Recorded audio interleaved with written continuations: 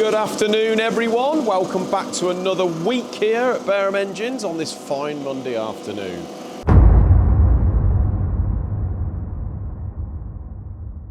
Well, I hope you've had a lovely weekend, guys. We have come in today. Isaac is off. He's been off Friday and today. Had a long weekend away with the better half. And I have been flat out. John and I have been flat out today, actually. Thoroughly enjoyed it, though.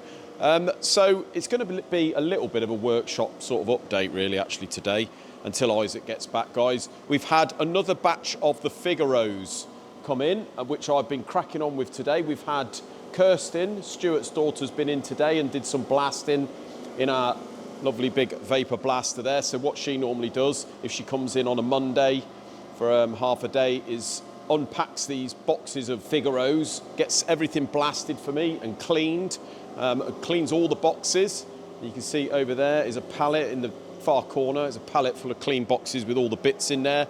The blocks are all blasted and faced. Had to do a little bit of a outer repair on that bore there. Rather than start to take liners out and weld it, we put some chemical metal in just where it's got just some little pits in the aluminium. Certainly doesn't warrant starting to take liners out and stuff. And so I'll let that go off and then in the morning just give it a lick over. We've got one on the boring bar here, just boring it out to our new set of +5 pistons that the Figuro shop have made. And I've been cracking on with doing most of the bits for the Pinto build, actually. So this is the block that is all cleaned up. We're just facing. I bored it this morning, or finished boring it, +90, so we're going to near 2.1.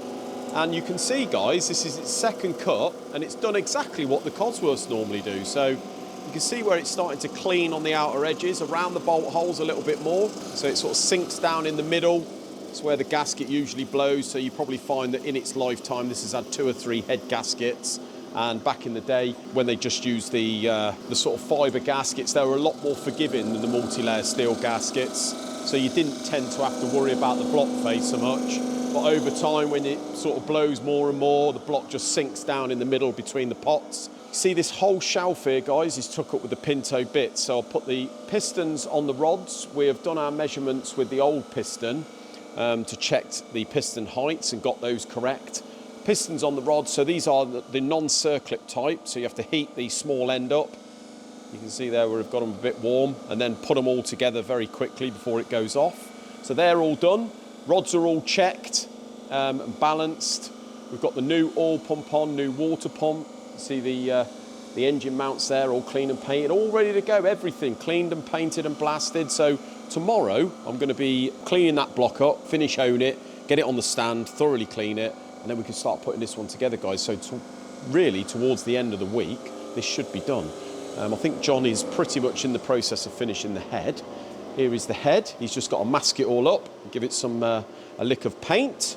You see he's done the valves, seats, give it a face, and that's all good. It's got a fast road cam in, which is going to be plenty for what the customer wants.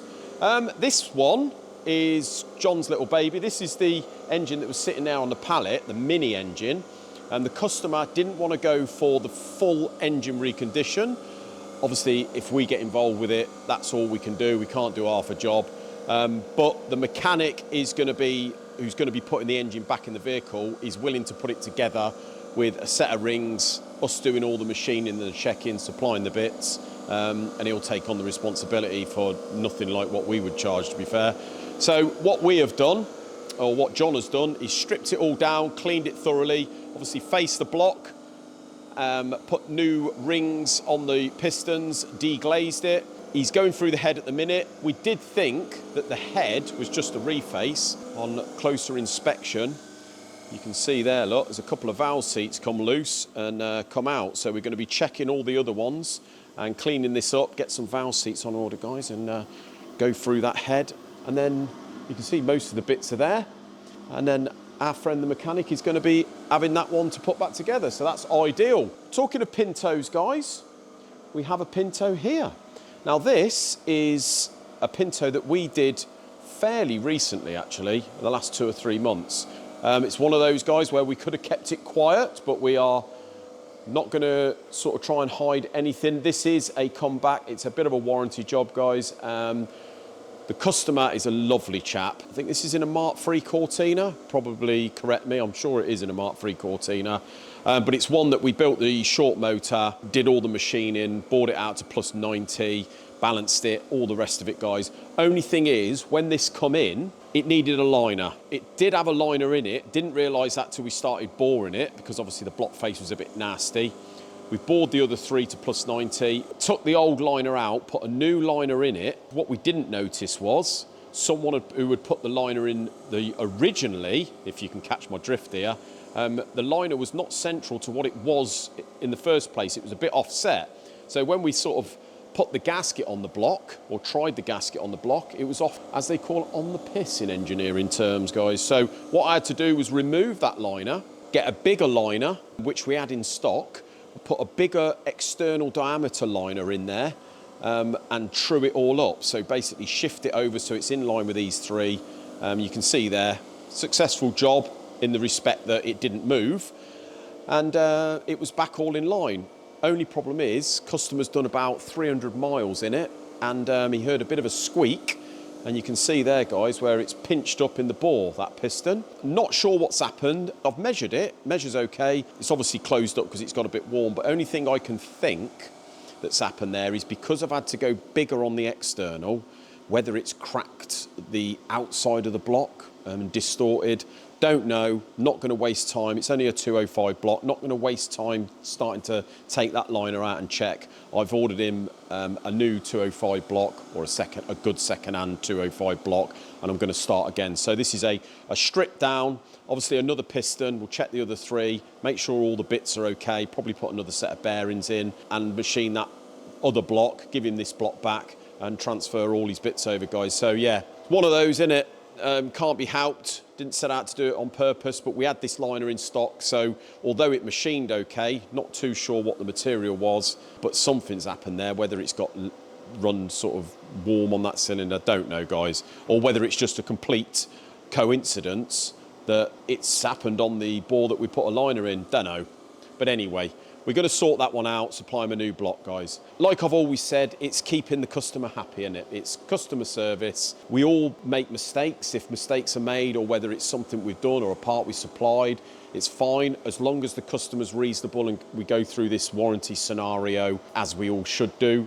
It just makes it a lot more easy. It makes it a bit difficult when the customer gets a little bit difficult and doesn't stick to the customer, this sort of warranty procedure. But we've said this many a times before, haven't we? This customer is good as gold, and I said, you know, we'll sort it all out, no problem, and turn it around as quick as we can. So as soon as I get that block, I'll sort it out. But like I said, guys, what is most important to us is customer service. This is very unusual. We do our very best to, well, you know, you've watched our videos, as thoroughly as we can.